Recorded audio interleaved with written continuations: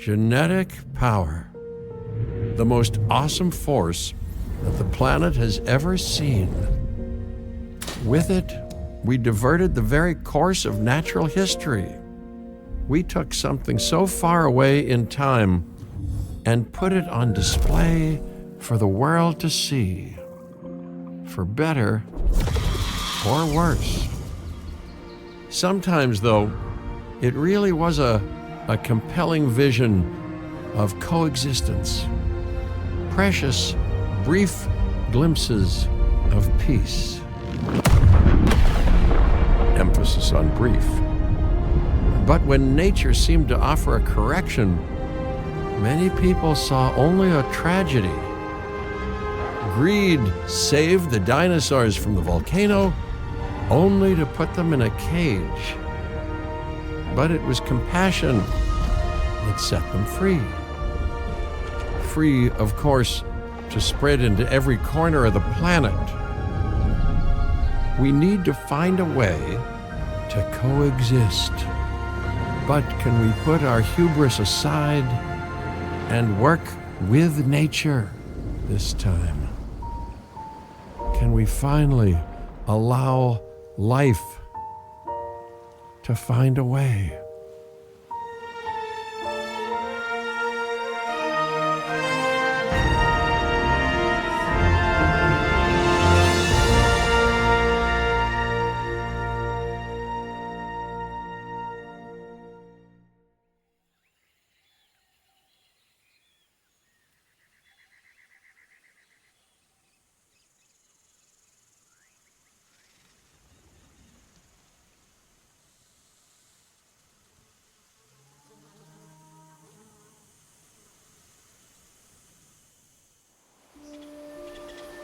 If there's one thing that the history of evolution has taught us, it's that life will not be contained. Life breaks free. And that's exactly what it did, time and time again, tearing down barrier after barrier, until finally we arrived here, this Jurassic World. There is no path left to travel but forwards. No viable option but coexistence with the dinosaurs. It's a rocky road ahead of us, less rocky, perhaps, under the right management.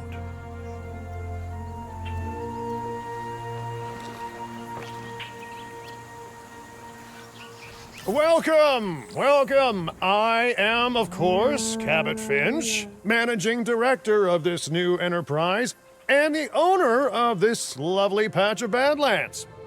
Go on, take a look around. Breathe in the, fresh air. Decidedly less fresh around the herbivore enclosure. Hey, tell me, what are you calling this again? Is it done? Dim?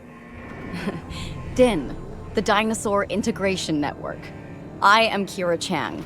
A pleasure to meet you.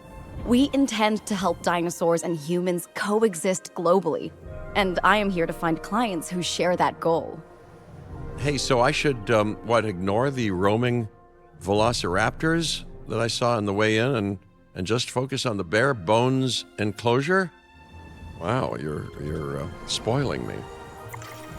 Please, Doctor, take a look at the site map.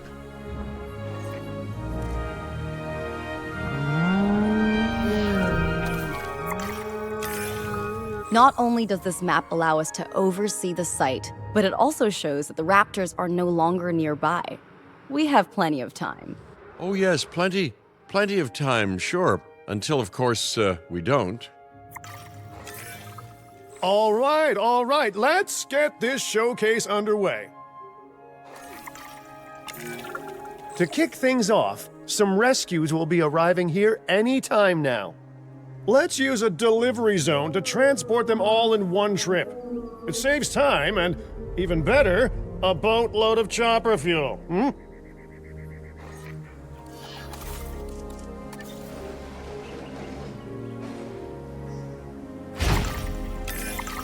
Okay, perfect. When the chopper gets here, direct them to that delivery zone.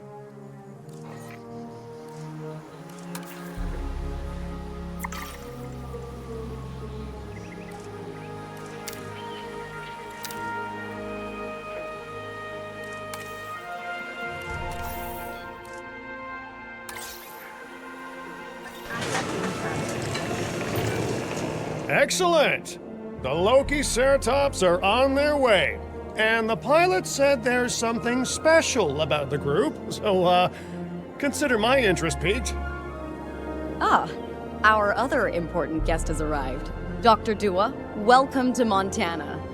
And thank you for inviting me. Your goal to help dinosaurs thrive has certainly caught the conservation sector's attention. I truly hope you can succeed. Ha! So do I! So do I.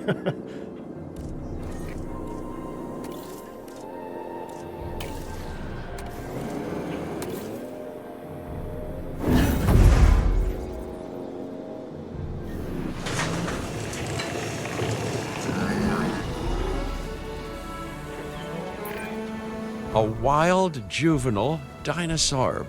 Absolutely remarkable. And not a common sight these days. You know, the mind boggles thinking about how its experiences now will shape it. Will its future be peaceful? Chaotic? The deciding factor, I suspect, is you. What a beautiful young dinosaur. Can we perhaps observe it more closely? Dinosaur appeal is one of the things that'll draw new guests to a site.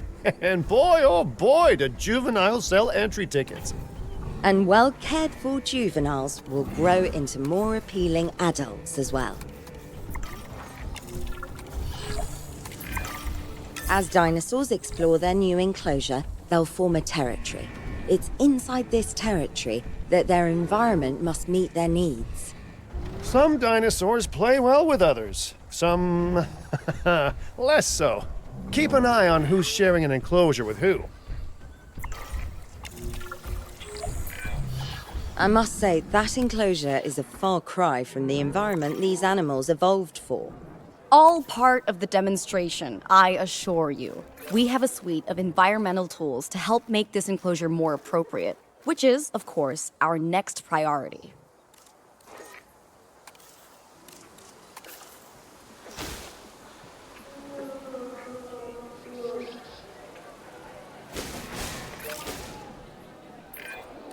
Wonderful work. Actions like this will certainly earn you a good reputation with the conservation sector.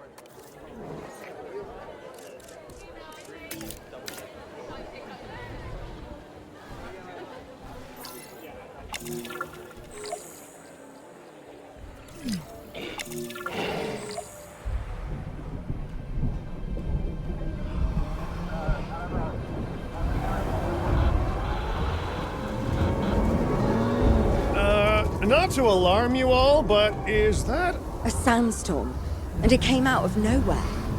typical? It ripped apart some of our fences, too. Storms like this can harm or panic dinosaurs. This is a delicate situation.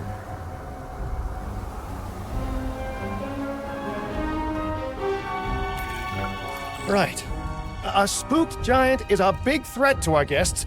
The priority needs to be tranquilizing it with the capture team chopper. We can repair the enclosure later.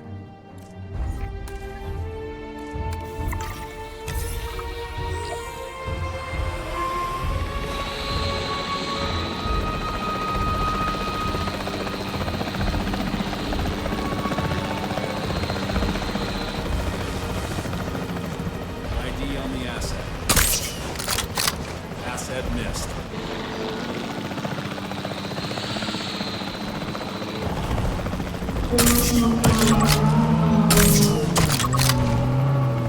Passing the sailor.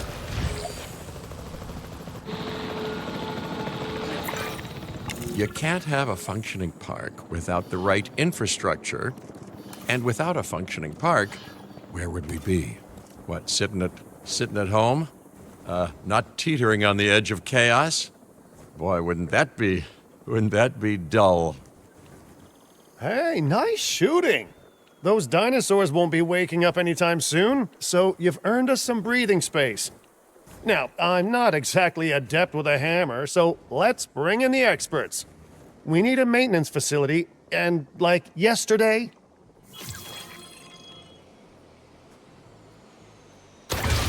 Every facility place will need to be connected to our path network.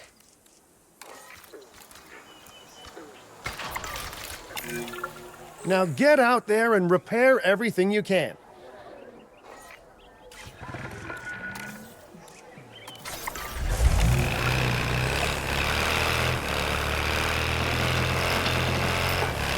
You know, Dr. Dua, Dr. Malcolm, your, testimonials would really make a difference.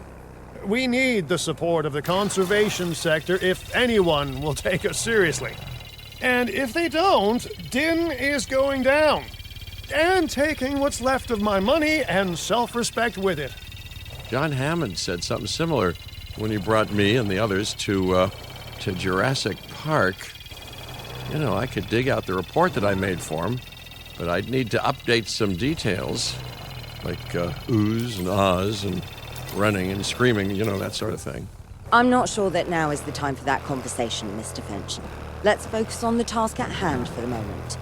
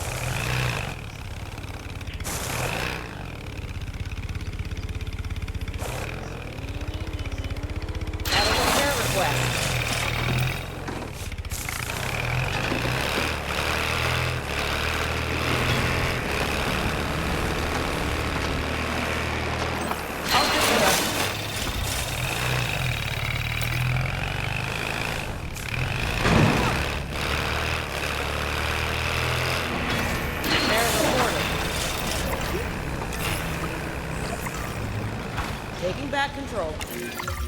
A thorough and efficient batch of repairs. Impressive work. Now that the enclosure is fixed up, we're safe to transport the dinosaurs back into it.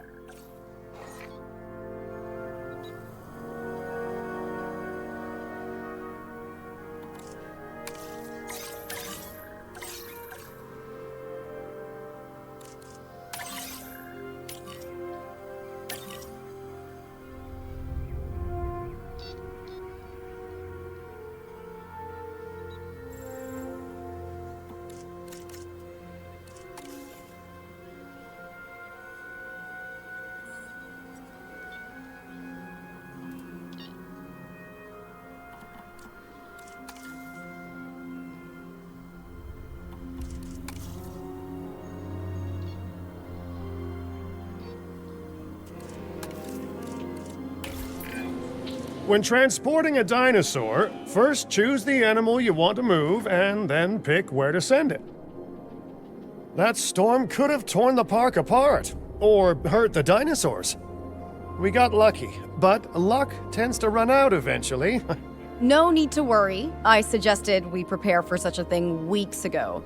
And we did prepare, didn't we, Mr. Finch? Well, you know, the to-do list was pretty long. And how was I to know we'd be hit by a... Look, let's not point fingers, especially at me. Bit of a long shot, but, Dr. Malcolm, any chance you can ignore the whole breakout thing? Oh boy, now you're asking an awful lot of me. Okay, maybe not ignore, but focus on how well we dealt with it? No? Well, can't blame a guy for trying, huh? Let's place down some maintenance posts across the site. They'll let your maintenance ATVs patrol and fix the place up automatically.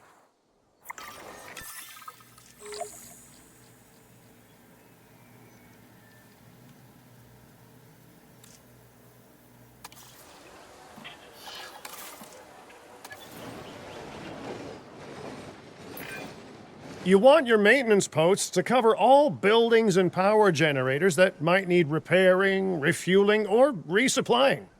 Those posts also have a wider range to them, and any fences that break in that range will automatically get repaired.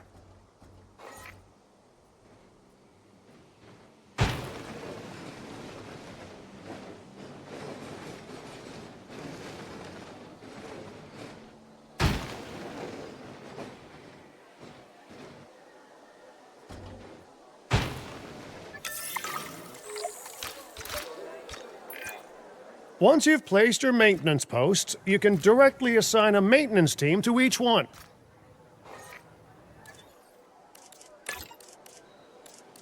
Taking a sweep around.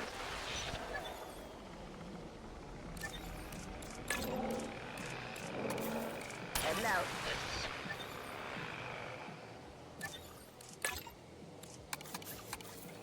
Adding to the list.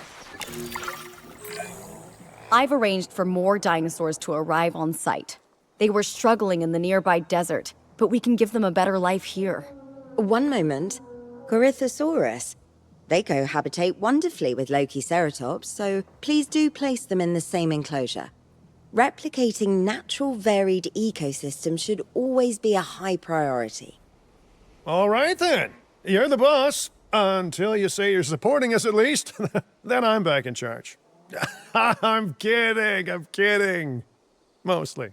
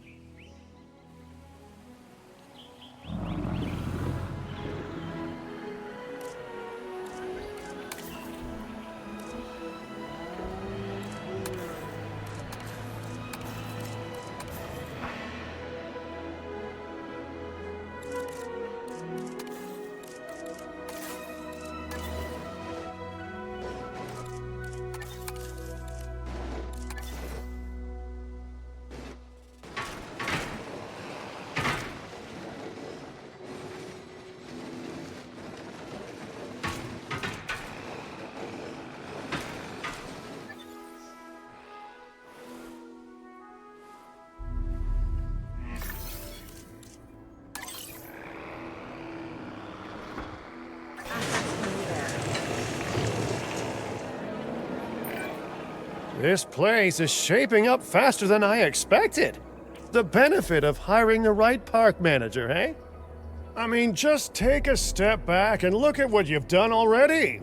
This site is our very own window into prehistoric Montana. Diplodocus? Check. Lokiceratops? Check. Corythosaurus? Well, here we go.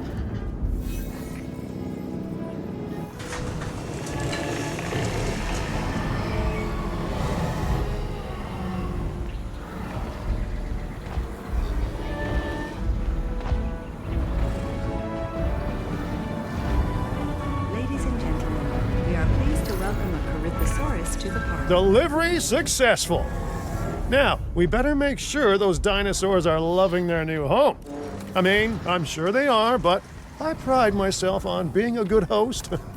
Or at least a passable one. They could certainly be more comfortable here. Balancing comfort between multiple species can be a challenge, but one worth overcoming.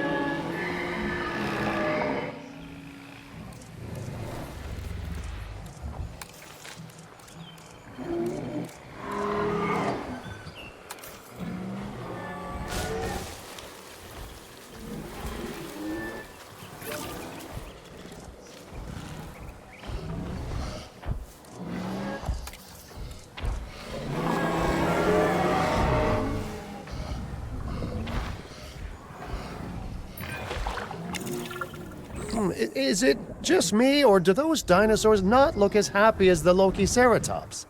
Like many species, they need males in their herd to truly thrive. Male dinosaurs are rather rare, though, so there's little we can do. Perhaps Din isn't a good fit for the conservation sector. Your work is inspiring, but the dinosaurs need something extraordinary if they're to get a foothold in the wild. You know, the dinosaurs aren't adapting fast enough to reproduce on their own. The course of natural history is trying to reassert itself, and you simply cannot fight nature. But we could work with it. I know of a research station developing not only male dinosaur synthesis, but sustainable breeding programs too. If it will earn your support, I suggest that we all head there immediately. Just to check, we're, coming back here, right? Oh, we must. If that research succeeds, we have to return to reintroduce male dinosaurs to these herds. All right, my bags are packed, so let's go.